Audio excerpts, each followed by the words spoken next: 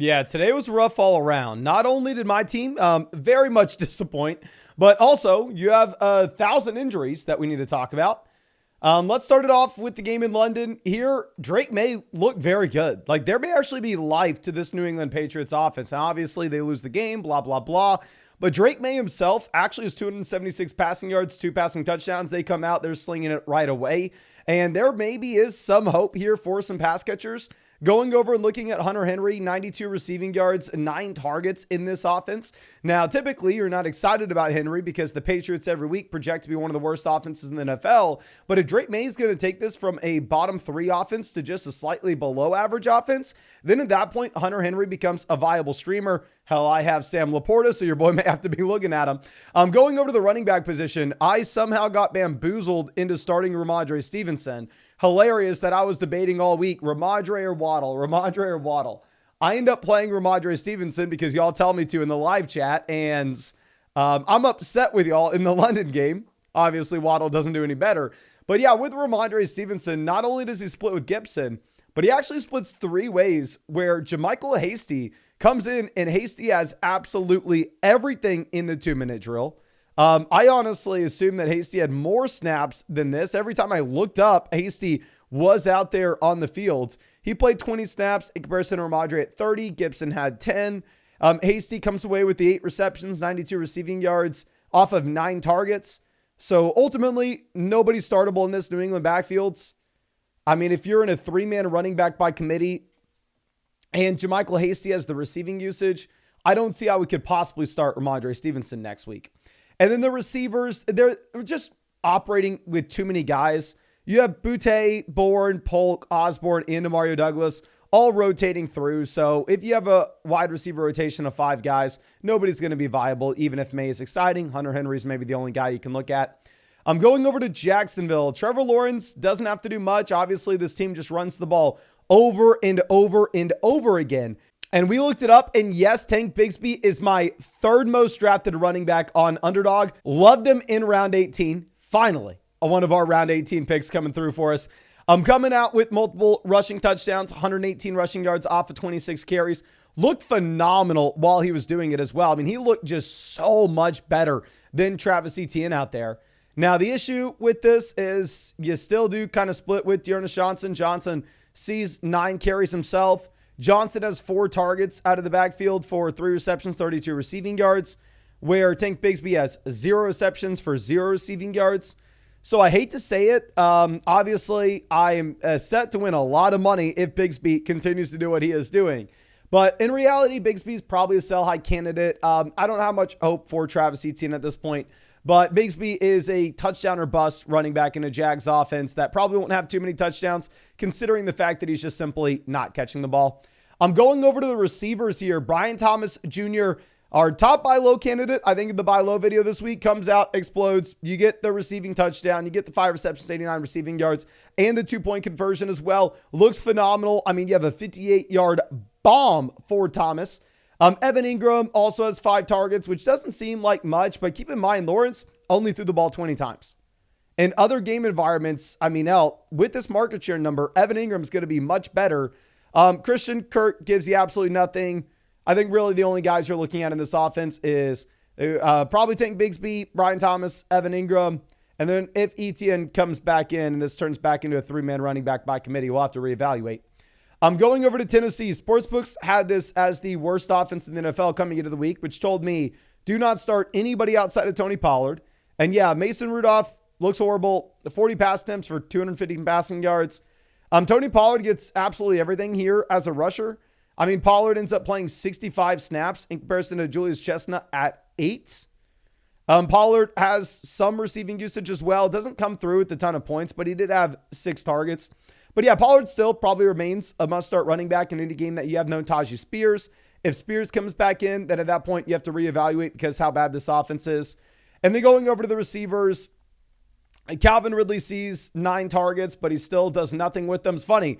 I believe you had 8 targets off the top of my head last week with 0 receiving yards. You have 9 targets this week, so 17 targets over the past 2 weeks for Calvin Ridley. And with those 17 targets, you're sitting with a total of 14 receiving yards. I mean, most running backs are going to give you more than 42 yards if you just give them 17 carries. DeAndre Hopkins, absolutely nothing here, finishes with negative receiving yards. The only hope you have for Hopkins at this point is he ends up getting dealt to Kansas City. I'm going over to our next team, the Buffalo Bills. James Cook was completely off the injury report, and he did practice all week. I thought James Cook was an easy must-start running back. We kind of get lucky with the rushing touchdown because beyond that, there wasn't much. Ray Davis actually mixes in, but obviously this game's such a blowout. I don't think the running back usage is that predictive. Keon Coleman shows up, which is nice for my underdog teams, but in reality, going into the future, Amari Cooper should very clearly be the wide receiver one here. I didn't really think Amari was a must-start guy this week just because the snaps could have been very low, and the snaps were low. Amari actually only played 19 snaps out of a potential 55, but he still gets there with the receiving touchdown. Sal had him, and I was playing him against him in the Flock League this week, so it was absolutely brutal. At halftime, I was loving life. At halftime, I was going up against Josh Allen and Amari Cooper going, ooh, you know what? My team's crap in the bed. I got Anthony Richardson right now, but we're still in it. And then immediately they come out, hit that Amari touchdown, and then my Sunday's over. But going over to the Texans game, CJ Stroud is unstartable, it looks like, with no Nico Collins. You have 86 total passing yards. This is a Houston offense that just runs the ball over and over and over again. You have a total of 33 carries in comparison to 21 pass attempts. You have 115 rushing yards for Mixon, multiple rushing touchdowns. Mixon sees 3 of the potential 19 targets in this offense. What's hilarious is we were sitting here promoting our underdog picks, absolutely crushed today. What we went with is fewer than 67 yards with Tank Dell, more than 61.5 total yards for David Montgomery, and fewer than 63.5 yards for Brandon Ayuk. All hit. Couldn't be more excited about it. We were due. My favorite pick for tomorrow night's actually going to be Lamar Jackson to have fewer than 1.5 passing touchdowns. Love Lamar. Just think that this is a team that's looking to run the ball. And if you want to tail that, you can find the link to Underdog Fantasy in the description and comment section. Code FLOCK will give you a 50% deposit bonus up to $1,000. Plus, you are going to be getting a free Kyler Murray pick, more than less than half a total yard for tomorrow night's game. And you'll be getting a free team review in the live stream that we're doing every single night. There will be better days for Diggs and Dell. Obviously, passing volume was a little bit of an outlier here in Houston. Going over to the Packers side of things, Jordan Love's going to continue to turn the ball over, but he's going to continue to just sling it around the field. This is literally Brett Favre. I mean, Jordan Love, you get the 3 passing touchdowns, but the 2 interceptions. The interesting thing to point out is the wide receiver usage.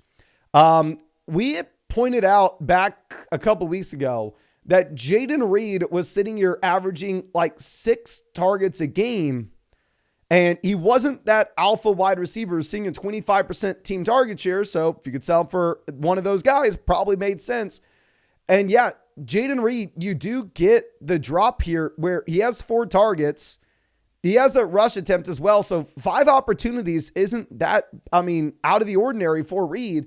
The issue is with these players that live and die by the efficiency. If the efficiency is not there, it can get ugly quickly. Romeo Doubs gets there with the 10 targets. Romeo Doubs actually placed the most in this Packers offense in general, where you see 48 snaps in comparison to Reed at 43, Christian Watson at 31, Dontavian Wicks at 24. But the issue with this Packers wide receiver room is they're going to be spreading it out to so many different players that it's going to be very hard to ever project one of these options with a 25 to 30% team target share to be a must-start wide receiver 1 every single week. We have Jaden Reed ranked as a low-end wide receiver 2 in our rankings rest of season. I probably don't move him much lower. Maybe I move Romeo Doubs up a bit, but the reality is each one of these guys will have their day. It's going to be very difficult to predict when it will be for who. I think the best option will still be Jaden Reed in this offense. And then, Josh Jacobs, 3-down running back and a good offense. You start him every single week, no hesitation. Jacobs, high-end RB2, low-end RB1. I don't think we have too much else to say.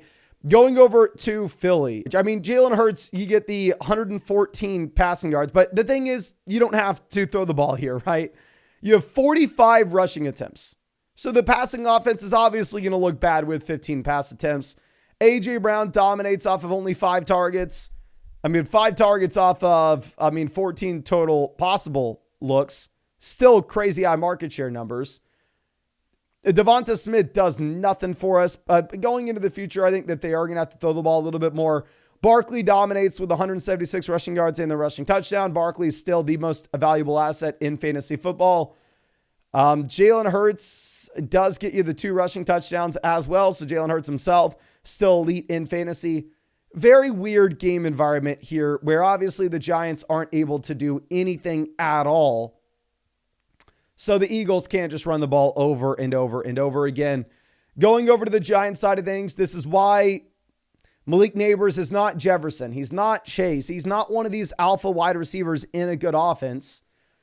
If you can get off of Neighbors to one of those guys, you do it. Obviously, much tougher now. I'm looking at Wan'Dale Robinson. I'm actually surprised to see that he leads the team in targets, even with Neighbors back in with 9.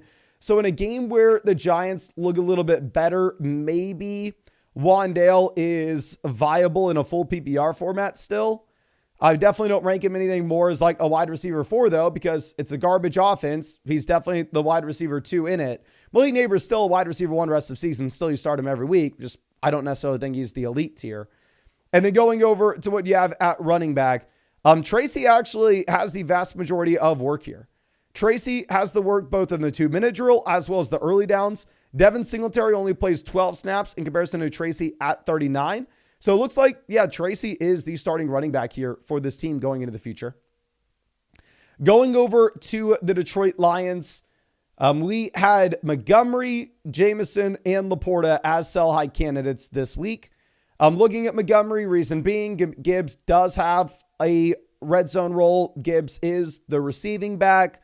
Now, of course, I want to be on record. I still think Montgomery's a low-end RB1, high-end RB2, but specifically when you're at risk, maybe not to score that touchdown, and a full PPR format to pivot over to somebody with more of a receiving usage makes sense.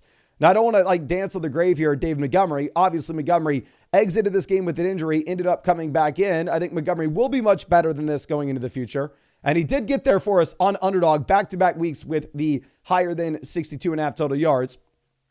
But going into the future, Gibbs is still the RB1 in this backfield in the full PPR format. Gibbs explodes. And at the same time, Montgomery's still a viable running back because it's the best offensive line in the NFL. And he should be healthier going into the future. Going over to the receivers here, Amon-Ra St. Brown gets there for us. Thank God we needed it with our underdog teams. But yeah, with St. Brown, he's the guy that's going to have the majority of the target volume underneath. Whereas Jameson Williams is that field stretching option. Jameson Williams, very clear sell-high candidate last week. He's coming off of 3 games straight, averaging 3 targets a game. He was a boom bust field stretch option. When the touchdown's there, you're very excited about Jameson. And I want to reiterate what we always say about Jameson Williams. He's a very good real life receiver, right? He's just the prototype of field stretcher, keeps 2 safeties back, allows the Lions to face lighter boxes, allows Laporta to have more space underneath. So Jameson's still very valuable from an NFL perspective. It's just specifically in fantasy football, when you're touchdown or bust, this is your floor. You can go out there with -4 receiving yards to end the game. And then going over to Sam Laporta, I have no idea what to freaking do. So I picked up Cole Kmet off the waiver wire in the Flock League. There is maybe a shot that I'm going to go through and I'm going to be playing Cole Kmet over Laporta this next week. Because this is now back-to-back games here where you're getting 1 reception for Sam Laporta. Sam Laporta has been removed from this offense.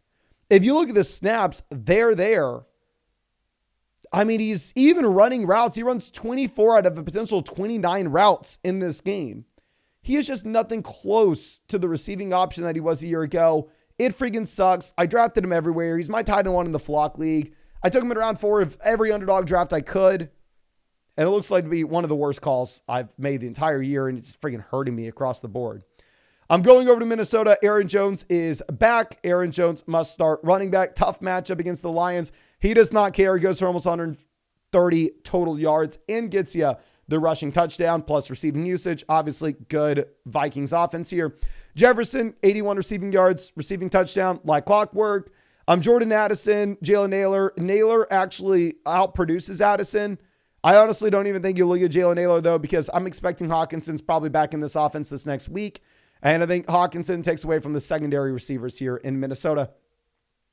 Now, going over to Seattle, DK Metcalf dominates. Now, with that being said, DK Metcalf ends up with a knee injury. From what I have read, it doesn't seem like this is super serious. It doesn't seem like Metcalf's going to be missing a bunch of time. Obviously, I have no idea. This is a gut reaction. This is just initially what we have. Obviously, I'll be updating the rankings that we have on the site as soon as we know an injury update with DK Metcalf, and I'll be letting you know in the videos tomorrow, of course. Going over to what we have with Lockett and JSN, really not much. If you're looking at Jackson Smith and Jigba, he does run the same amount of routes as Metcalf. They're both at 30, but Lockett is still outproducing JSN. I don't know. I'd still rather add JSN in this offense, but if Metcalf were to miss, JSN and Lockett both become extremely viable options.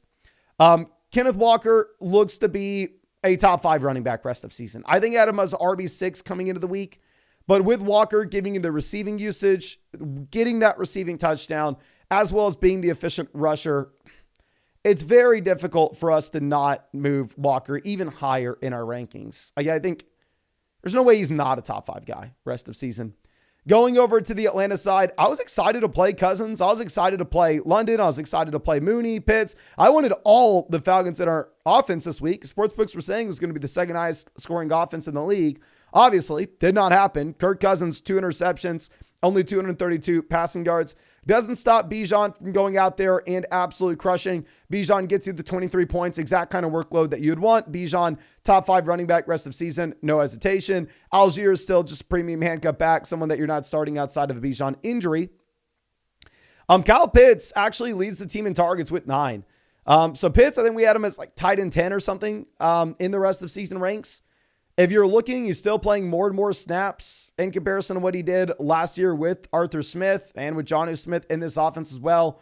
And he's drawing more target volume, which is very encouraging. London's still the alpha wide receiver 1. Darnell Mooney still sees 8 targets. It's a very concentrated offense. I think nothing really changes here. Maybe you're a little more excited about Pitts, but Bijan remains a must-start guy every week. London remains a must-start guy every week. Mooney remains that borderline flex play. Going over to Cincinnati, T. Higgins and Chase both concentrate for pretty much everything here. You get 14 total targets between the two players out of 24 potential available balls. So really, the only guys that you even want to roster as receivers here will be Higgins, Chase. None of the tight ends look appealing at this point. Really, the running back usage is the main thing to point out, and it is official. Chase Brown is the starting running back here in Cincinnati. Looking at the snaps, they're close, 31 to 27. But looking at the touches, they're not close, where you actually end up getting Chase Brown with 15 carries in comparison to Zach Moss with 6. Chase Brown continues to be the more efficient running back as well. So honestly, even though Chase Brown disappoints, if you're looking at his raw fantasy points today, I'll probably have him higher in our rankings next week based off usage.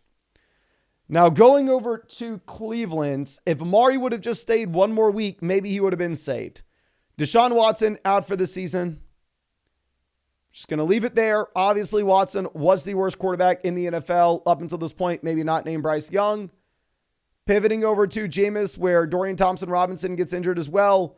I don't think Jameson's a great real-life quarterback, but he should be able to provide passing volume in this offense. And with that being said, Cedric Tillman does appear to be the wide receiver 1. I think you can pick up Tillman just because you do have Jameis under center, but probably not a situation that I'm excited about. David Njoku is the guy that you're excited about here. 14 targets, 10 receptions, 76 receiving yards, and the receiving touchdown. David Njoku is a tight end 1 rest of season. Going over to what we have with the running backs, Pierre Strong plays the majority of the snaps. I think just going into the future, you can expect the guy to be Nick Chubb, of course, obviously in more well-balanced games as well. But Chubb's first game back in, you play 30 snaps. He's the guy with the rushing touchdown. Obviously not super excited about it. We were talking about Chubb being a low-end RB2 rest of season. I think he's about there. Going over to Miami, we really need to have Tua back in. Assuming you get Tua back in, I think that we are going to be bumping up Achane to being a running back 1 rest of season. You'll be bumping up Tyreek. You'll be bumping up Waddle. But dear God, this could not have been uglier. where Tyreek Hill runs 30 routes, Tyreek Hill has 8 receiving yards. Jalen Waddle runs 30 routes. Jalen Waddle has 1 reception for 11 receiving yards. We need Tua back. Reports are saying that Tua will be back at practice this week, possibly will be playing as well. Looking at the running back usage, Achane had the majority of it, especially Achane had everything in the 2-minute drill. Achane had the majority of the usage on third down as well. Now going over to the Colts, I have no idea, and I mean I have no idea what I was thinking starting Anthony Richardson. Obviously, neither of the running backs here are interesting. Tyler Goodson does see the rushing touchdown. They split the usage pretty much 50-50, but Taylor's going to come back soon. The offense is bad. These running backs are bad. Don't roster Goodson or Sermon. But what was I doing starting Anthony Richardson? Thought, oh my gosh, sportsbooks are giving the Colts credit to score points. Oh, Anthony Richardson's going to have a bunch of rushing upside. And while Anthony Richardson did lead the team in rushing with 56 yards, this guy is a bum at this point. Maybe he's better later in his career, but you get 24 passing attempts for 129 passing yards. You get 3 receiving yards for Josh Downs. Kind of lucky to not get the goose egg. But yeah, Pittman, Downs, not startable in any game that you have Anthony Richardson in. But to be honest with you, I thought that going into halftime, the Colts were possibly going to switch over to Flacco. Clearly they don't, but still. Now going over to Carolina, the Panthers, you would think maybe are switching back to Bryce Young after you get a 93 passing yard, 2 interception day for Andy Dalton. Chuba Hubbard still manages to get there somehow. Chuba Hubbard doesn't care how bad this offense is. He's going to get there with the rushing touchdown. Obviously not a great day, but still. I do want to reiterate, when Brooks is back, probably Chuba Hubbard's not startable. You don't want to start a running back in this offense. And going over to receiver, Deontay Johnson gives you nothing. Just the Carolina Panthers offense implodes. I mean, this is now the second time that we have seen this. I think going back over to the Cincinnati game, they imploded as well, even with Andy Dalton as their starter. So I guess this is going to be a risk if you're starting Deontay Johnson going into the future. That's why we have Deontay ranked as a low and wide receiver 2 in our rest of season ranks. I'm going over to the Commanders. Jaden Daniels gets injured right away. Now, we don't have an update with the rib injury. From what I have read, it sounds like this isn't going to be a super big deal. It sounds like it's not a guaranteed spot where Jaden Daniels is going to be missing weeks. He may even play in week 8. Obviously, we'll get more information soon, and I'll keep you posted. The man literally right at the beginning of the game picked up 50 freaking rushing yards with a long rush of 46. Clearly, any game Daniels does play is top 3 quarterback in fantasy. I don't even want to look at the running back usage. This game was a blowout. Wasn't even really close. Brian Robinson gets there with the rushing touchdown. Terry McLaurin still has 98 receiving yards, even with Mariota under center. But really, there's not much we can take away from this game. With the Daniels injury, as well as the fact that you just see the Carolina Panthers not be able to put up a fight. Going over to the Raiders, Gardner Minshew throws 3 interceptions. Obviously, O'Connell started, gets injured.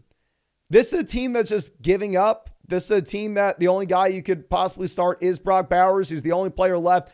I mean, Brock Bowers just looks so damn good at this point. 14 freaking targets, 10 receptions, 93 receiving yards, 93 receiving yards in an offense that had, 206 passing yards, almost accounting for 50% of this passing offense as a rookie tight ends. What's interesting to note as well is Alexander Mattison does play pretty much every single snap, so maybe we have to give Alexander Mattison a little more credit here. But I do want to reiterate, it's one of the worst offenses in the NFL. I'm not excited about anybody. Going over to the Rams, no receivers here are interesting. Kupp's going to be back, good to go week 8. Obviously, Stafford should be better with Kupp back in this offense. We've had some Kupp trade rumors. Maybe if the Rams fall out of contention, then they go for it. But yeah, Kyren Williams still super safe workload. Kyren Williams gets you multiple rushing touchdowns. I think it was like minus 200 to score a rushing TD this week. Just freaking nuts. And yeah, this is a running back that I think we have at RB2 in our rest of season ranks, only behind Barkley. Now going over to the Chiefs. So I thought Clyde Edwards-Helaire was possibly going to play. It turns out I was completely wrong. Clyde Edwards-Helaire inactive. You have Kareem Hunt with just absolutely everything. Kareem Hunt is the full 3-down back, sees 44 snaps out of a potential 69. Back-to-back weeks here for Kareem Hunt with over 20 carries, a little bit of usage as a receiver as well. So Kareem Hunt must start running back going into the future. I will be moving him inside the top 24 in our rest of season ranks.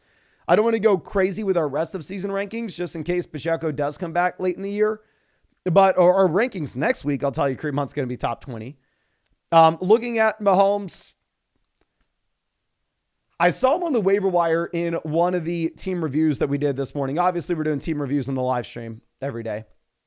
But I saw him on the waiver wire in somebody's league, and I was like, oh, you got to go ahead and you got to drop your backup quarterback. Go pick up Mahomes right now. I think I told him to drop like Geno or something for Mahomes.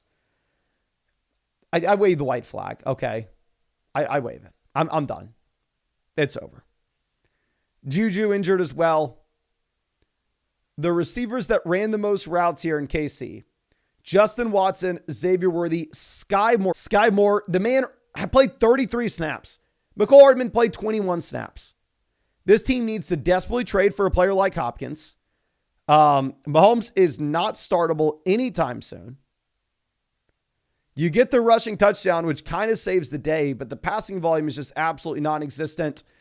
Xavier Worthy, the usage is really inspiring, though, where Worthy does see 8 targets, as well as Worthy actually gets a rush attempt as well. So 9 opportunities for Worthy. I think you should be really excited. I'm going over to the Niners. Brock Purdy gets there with 2 rushing touchdowns, but you have Debo leaving the game, Ayuk with what appears to be a significant knee injury. We don't have official word yet. We have obviously no Juwan Jennings in this game. So the only guy left standing is George Kittle. George Kittle comes out with 7 targets. You do have Ricky Pearsall running 32 routes out of potential 37. I think if Juwan Jennings is back next week and you potentially have no IU, you potentially have no Debo Samuel, I'd expect Debo probably plays. Jennings could be viable. Clearly Kittle's the top 3 tight ends. I'm not starting. I don't know if I want to start Purdy if we have no Debo, if we have no Ayuk. So the Niners are imploding. Jordan Mason still has the vast majority of the work. Jordan Mason plays 54 snaps comparison to Isaac Guerrero at 5. So Jordan Mason will still be a must-start running back in any game that you have no McCaffrey. And obviously, we'll talk a little bit more about Ricky Pearsall with the waiver wire video on Tuesday. And at the same time, I'll go through and we'll update the rest of season rankings on the site the second that we get injury news for Brandon Ayuk. But I really hope that you won this week. If not, I really hope that you at least dodge some of the significant injuries here. And of course, if you have not done so already, hit that like button, subscribe to Play Fantasy Football. And if you wanted to tail us on that pick'em for tomorrow night with Lamar Jackson for fewer than 1.5 passing touchdowns, you can find that over on Underdog Fantasy with the link in the description and comment section. Promo code FLOCK will give you 50% deposit bonus up to $1,000. Plus promo code FLOCK will get you a free Kyler Murray pick, more than less than half a total yard for tomorrow night's game. And you'll be getting a free team review in the live stream that we're doing every single day. Just make sure you set up an account on flockfantasy.com with the same email address. That way I know who to hook up with that free team review voucher. But I really appreciate you and really hope we get to see you out with the video tomorrow.